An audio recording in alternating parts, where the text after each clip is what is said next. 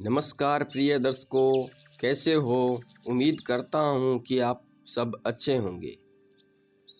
आज की वीडियो में मैं एक बहुत ही ज्ञानवर्धक प्रसंग और एक कहानी लेकर आया हूँ। आज की कहानी में मित्रों का महत्व क्या होता है ये बताऊंगा।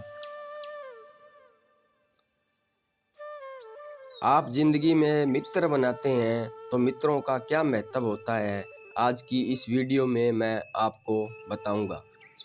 इसीलिए आपसे निवेदन है कि हमारे YouTube चैनल को सब्सक्राइब कर लें और बेल आइकन दबा लें ताकि आगे की वीडियो आप तक पहुंच सके, और वीडियो के अंत तक बने रहना ताकि आपको पूरी वीडियो समझ में आ सके। एक छोटी नदी के किनारे एक पेड़ पर एक तोता रहता था।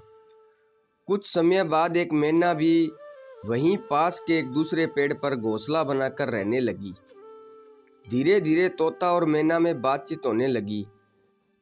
कुछ समय बाद तोते ने मैना से शादी करने का निवेदन किया।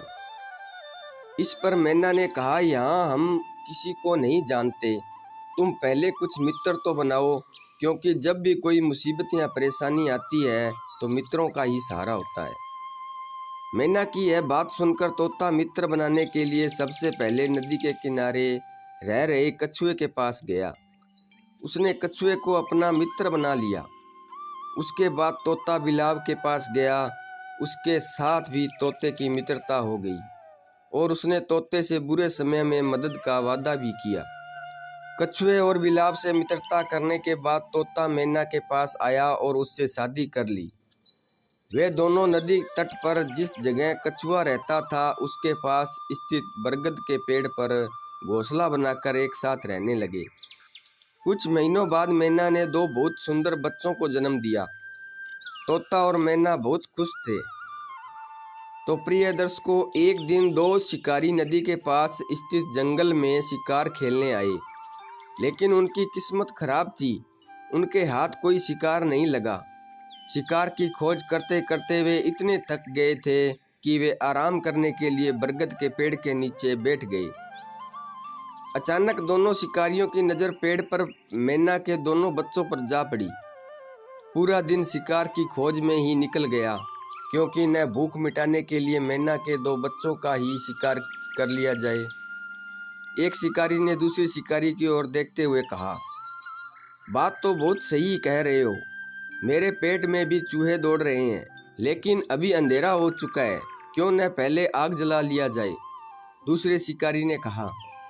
दोनों शिकारियों ने तुरंत कुछ सूखी लकड़ी इकट्ठा की, आग जलाया। पेड़ पर बैठे तोते ने जब दोनों शिकारियों की बातचीत सुनी तो वह घबरा गया। वह बिना देर किए बिलाव के पास गया और उससे सारी बात बताई। बिलाव ने उसे दिलासा दिया और तोते के साथ चल पड़ा। बिलाव और तोता जब बरगद के पेड़ के पास पहुंचे तो देखा कि एक शिकारी पेड़ पर धीरे धीरे चढ़ा जा रहा है। बिलाव बड़ा बुद्धिमान था। उसने तुरंत नदी में डुबकी लगाई और शिकारियों द्वारा जलाए गए आग पर तुरंत पानी का छिड़काव कर दिया। उसने इस तरह 4-5 बार डुबकी लगाई और आग को पूरी तरह बुझा दिया। अंधेरा हो जाने के कारण जो शिकारी पेड़ पर चढ़ रहा था वह नीचे उतर आया। शिकारियों ने फिर एक बार आग जलाई, लेकिन बिलाव भी कहाँ मानने वाला था। उसने फिर पानी में से आग को बुझा दिया। आग जलाने और बुझाने यह क्रम कई बार चलता रहा। अब बिलाव भी बहुत थक चुका था। अब तोता भागते भागते अपने मित्र कछुए के पास पहुंचा और उसे अब तक का सारा हाल कह सुनाया। तो कछुआ भी मदद करने के लिए तैयार हो गया।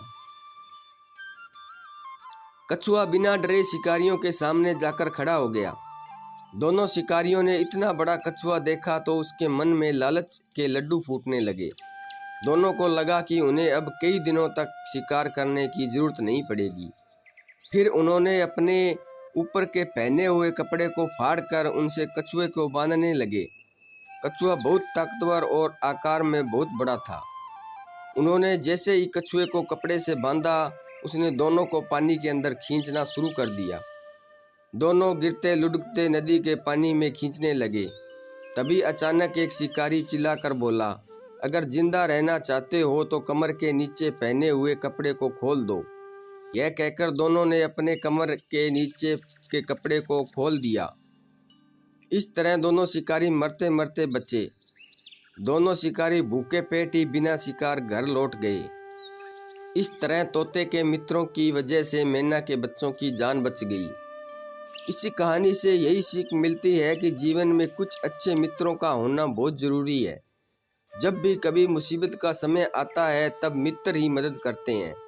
ऐसा व्यक्ति जो आपका बहुत अच्छा मित्र होने का दावा तो करता है, लेकिन मुसीबत या समस्या आने पर आपसे किनारा कर लेता है, वह कभी आपका मित्र नहीं हो सकता। इसीलिए कोई अच्छा मित्र बनाओ जो आपको कठिन मुसीबत में आपकी सहायता कर सके। तो प्रिय दर्शकों, आज की कहानी कैसी लगी कमेंट करके हमें ज़रूर बताएं। उम्मीद करता हूं कि यह कहानी आपको पसंद आई होगी। तो मिलते हैं अगली कहानी में, तब तक अपना ख्याल रखना। जय श्री कृष्णा। धन्यवाद।